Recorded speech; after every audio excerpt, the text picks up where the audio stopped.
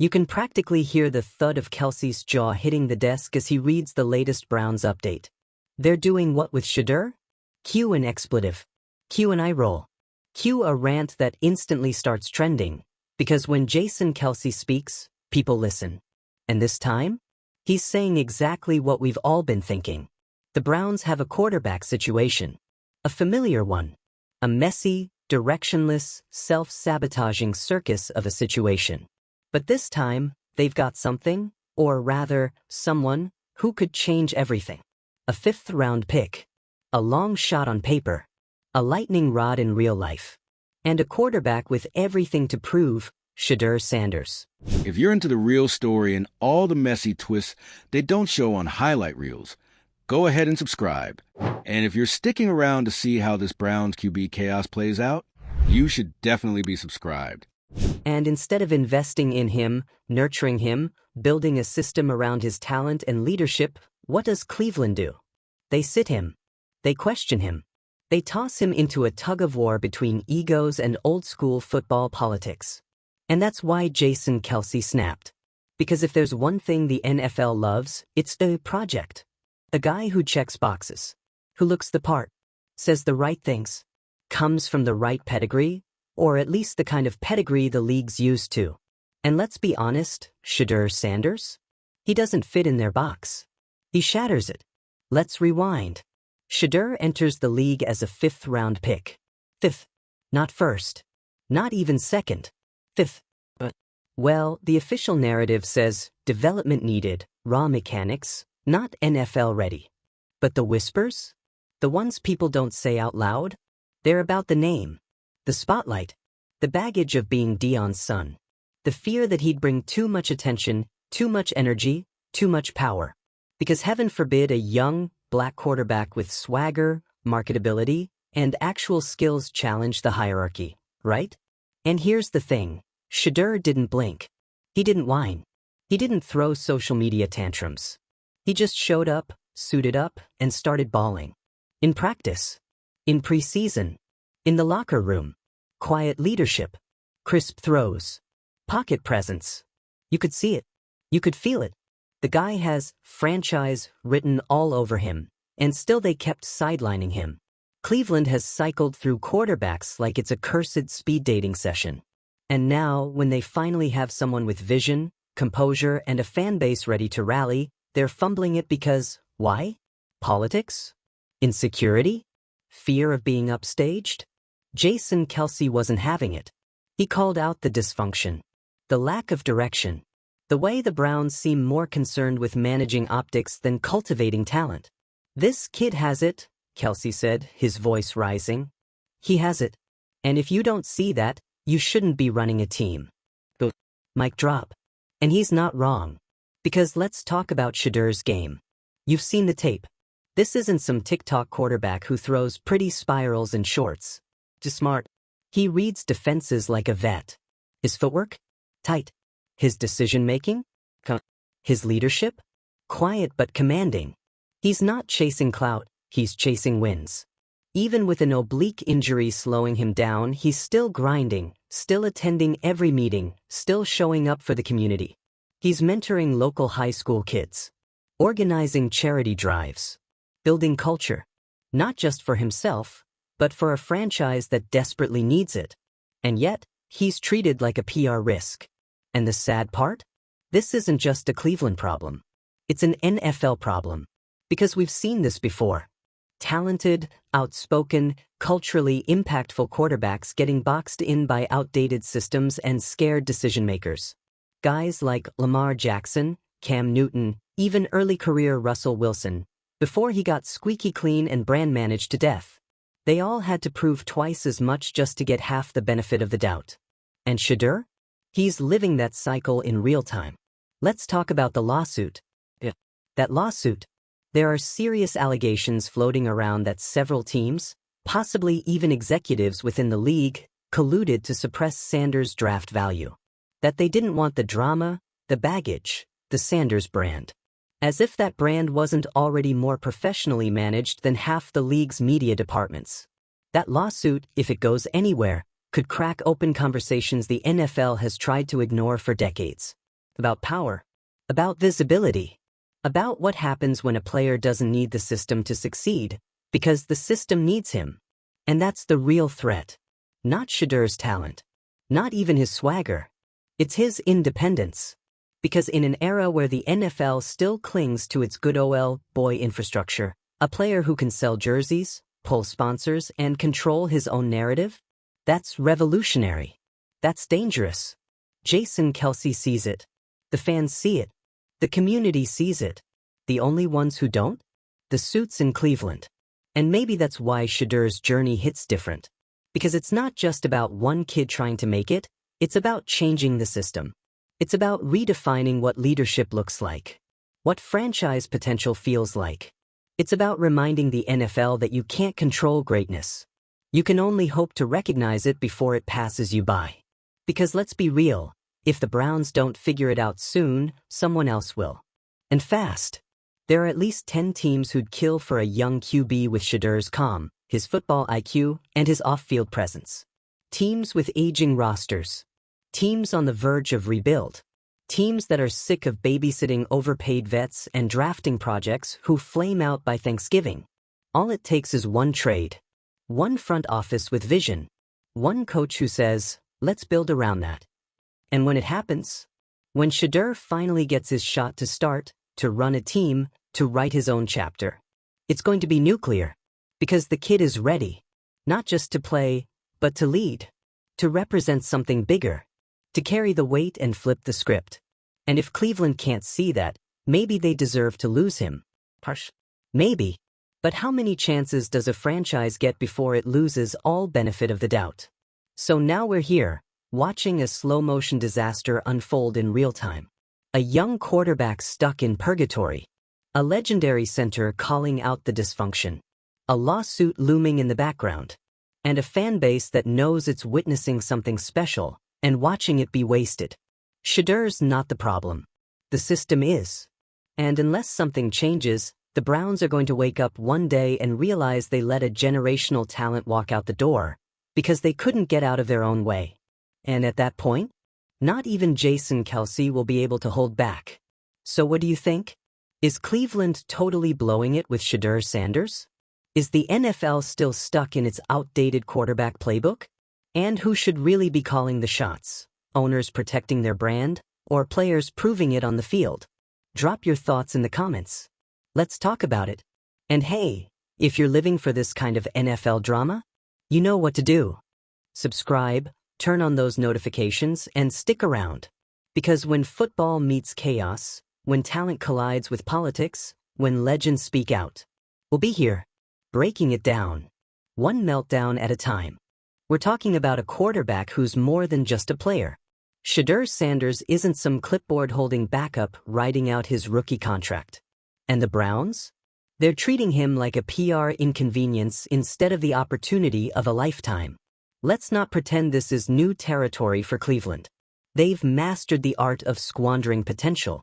From Johnny Manziel to Baker Mayfield to Deshaun Watson, each quarterback saga a drama of its own.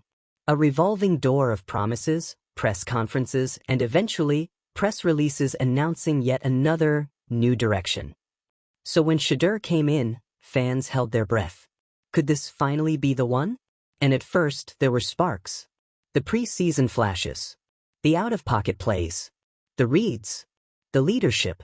That moment during camp when the defense broke coverage and he calmly launched a 40-yard dart downfield, landing in stride with a receiver who hadn't even turned his head yet, that was the moment.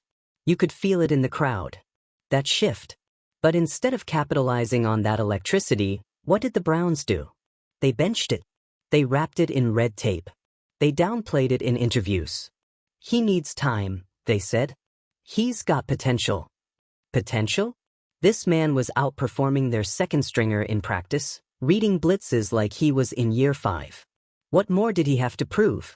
But he has to prove he can wait his turn. That he can sit quietly. Be grateful. Not disrupt the process. And here's where the real problem lies. Because the process in Cleveland? It's broken. It's outdated. It's scared. They don't want a revolution. They want compliance. But Shedeur Sanders isn't here to comply. He's here to compete. He's not trying to fit into a system that was never designed for him. He's not here to be a footnote in a failed rebuild. He's here to lead, to win, to bring change. And for a franchise that's been chasing identity longer than most fans have been alive, you'd think they'd welcome that. Instead, they're trying to shrink him down. And now we're watching it unravel. Jason Kelce called it out because someone had to. Someone had to say what so many players, analysts, and fans are whispering, that this is not about readiness. It's not about game tape or reps or protecting a young player. It's about control. Because if Shedeur succeeds, if he rises now, on his own terms, with his own spotlight, it sends a message. Not just to Cleveland, not just to the NFL, but to every young athlete who dares to walk into the league with confidence and clarity. You don't have to wait for permission to be great. And the establishment? It hates that. They hate that Shedeur doesn't play the part of the humble late-round pick begging for a shot. He's not wide-eyed and grateful to be here. He knows he belongs here. That confidence, that self-awareness, is threatening to people who've built careers on controlling narratives. Think about the playbook they're used to. The rookie comes in, says all the right things, smiles at the camera, talks about learning from the vets, and fades into the background. Quiet, patient, non-threatening. Shedeur isn't reading from that script. He's writing his own. He's in team meetings asking real questions. He's on the sidelines analyzing film in real time. He's mentoring teammates older than him on mental toughness and recovery. This isn't arrogance, it's leadership. And that's what Kelce saw. That's what so many of us see. And that's what the Browns are actively stifling. But because it didn't come from them. It didn't fit the timeline. It didn't match the PR rollout. It wasn't part of the 3-year development plan some consultants slapped together in a boardroom. But greatness? It doesn't care about your plans. It doesn't wait politely. It shows up. And when it does, you either recognize it or you lose it. So here's the million-dollar question. What happens if Shedeur walks? What if this drama reaches a boiling point and he demands a trade?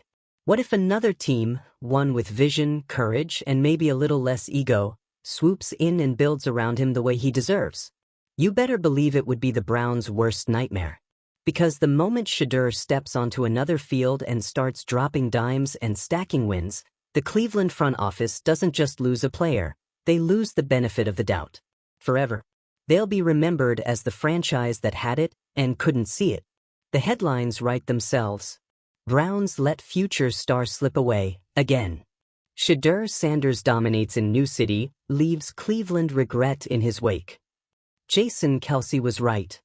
And meanwhile, Shedeur keeps rising. He's already got the intangibles. The drive. The control.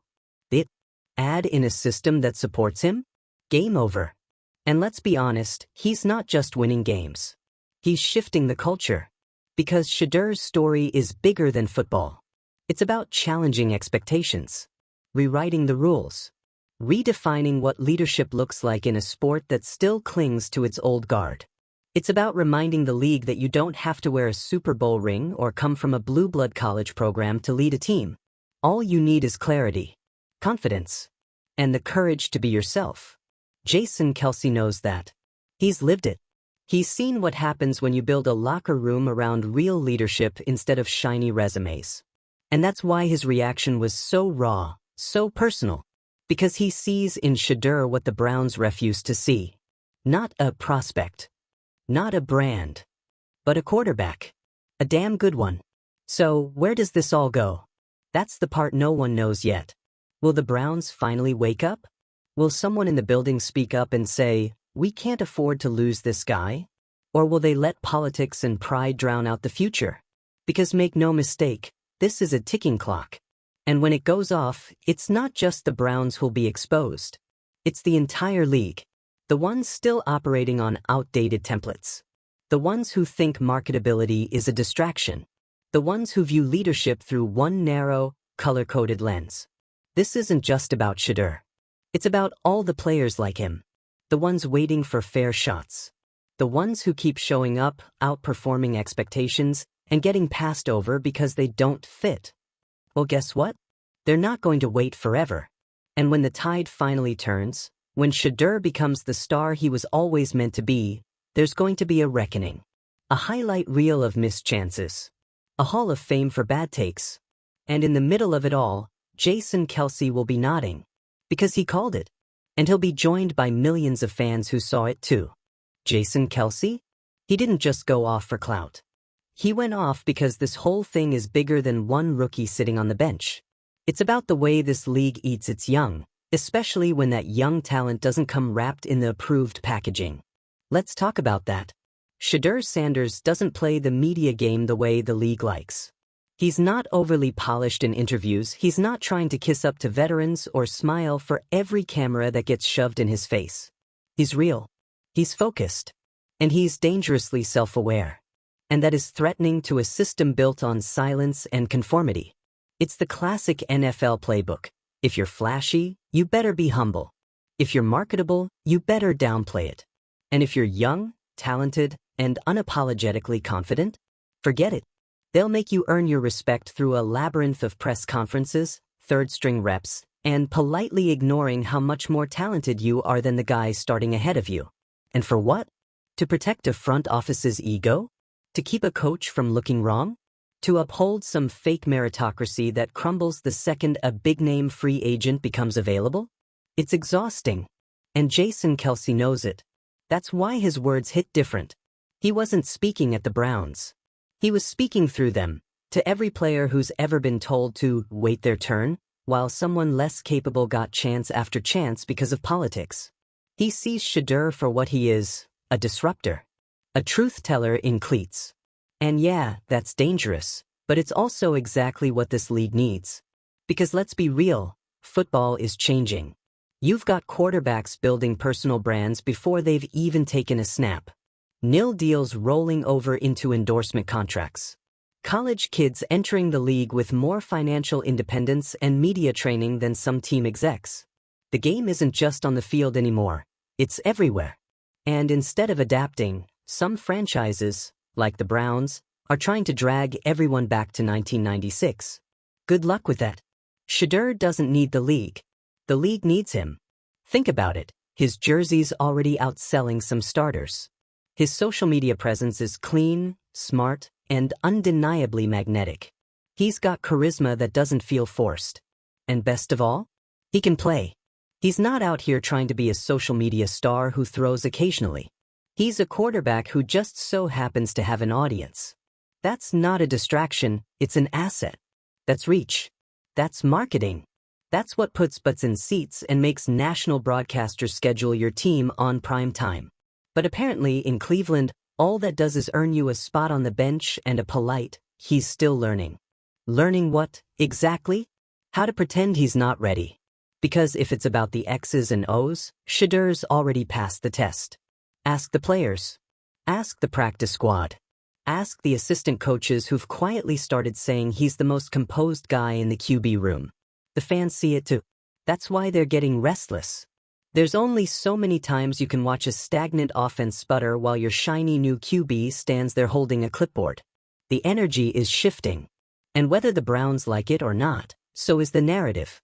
Because let's talk about what happens when you waste a player like Shedeur. You don't just lose games. You lose culture. You lose the locker room. You lose the fans. You lose the kind of magic that doesn't come around often. And then months later, when he's starting somewhere else, throwing bombs, racking up wins, and giving post-game interviews with a smirk, you'll be sitting there wondering how it all slipped through your fingers. It's déjà vu, Cleveland style. Now, here's the part that stings. All of this? All of it could have been avoided. The Browns didn't need to build a media circus around Shedeur. They didn't need to crown him the next Mahomes. They just needed to do what every good franchise does when they stumble upon a rare, unpolished gem. Coach him up.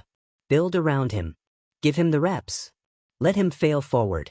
Let him take hits, make mistakes, learn from real games, not just walkthroughs. The league isn't about coddling quarterbacks anymore. It's about empowering them to take over fast, adjust faster, and become the guy. But Cleveland? They're still trying to solve a Rubik's Cube with their eyes closed, asking why the colors won't line up. It's maddening. And here's where it gets even more absurd. This could still be salvaged. Right now. Today, all it takes is one gutsy call. One press conference where the coach says, "We've seen enough. He's ready." One practice where Shedeur takes the first team reps and never looks back. He's not asking for a handout. He's asking for a fair shot. But let's be honest, fair shots are a rare currency in this league, especially for guys who don't fit the mold. Because Shedeur isn't just fighting for playing time. He's fighting against an entire perception, a whisper campaign of doubt disguised as objective analysis. You've heard it. He's just a name. He's a media guy. He's only famous because of his dad. Please. If anyone else had his tape, his poise, his reads, and his touch passes, they'd be getting breathless ESPN segments and Justin Herbert-level hype. But Shedeur? He's got to prove it on a loop while journeymen with double-digit interception seasons keep getting signed as backups. At some point, the question isn't, is he ready? It's, what are they so scared of? Is it the brand? Is it the voice? Is it the idea that Shedeur might just show up and be better than the guy they've invested millions in? Whatever it is, it's keeping Cleveland locked in a losing mindset. And fans? They're not stupid. They know what's up. You can only gaslight your fanbase for so long before they start throwing receipts back at you. Practice clips. Locker room interviews. Analyst breakdowns showing Shedeur dissecting cover 2 like a seasoned vet. You think they don't see the disconnect? They do. And so does Jason Kelce. And so does the rest of the league. Because behind the scenes, whispers are growing louder. Teams are watching. GMs are circling. And if Cleveland doesn't move, someone else will. And when they do, that's when the real regret kicks in. So let this be the final warning. You've got a quarterback in your hands with star power, leadership, and actual on-field production. He's not a project. He's not a novelty act. He's not Deion's son, playing football. He's a football player, playing like a pro. And if you don't give him the shot, you're not just losing a player. You're losing the future. So now it's your move, Cleveland. Are you going to keep hiding behind excuses and tradition? Or are you going to finally do what great franchises do, and bet on talent when it's staring you in the face? Because Shedeur Sanders isn't waiting forever. The league moves fast. The fans are watching. The locker room knows the truth. And when he finally gets the reins, we'll all remember who gave him that shot and who didn't. Now you tell us. Should Shedeur demand a trade? Is Cleveland sabotaging their own future? Or will they wake up before it's too late? Drop your takes in the comments, don't hold back. And if you live for the drama, the meltdowns, and the chaotic brilliance of modern football, subscribe. Because this saga? Oh, it's far from over.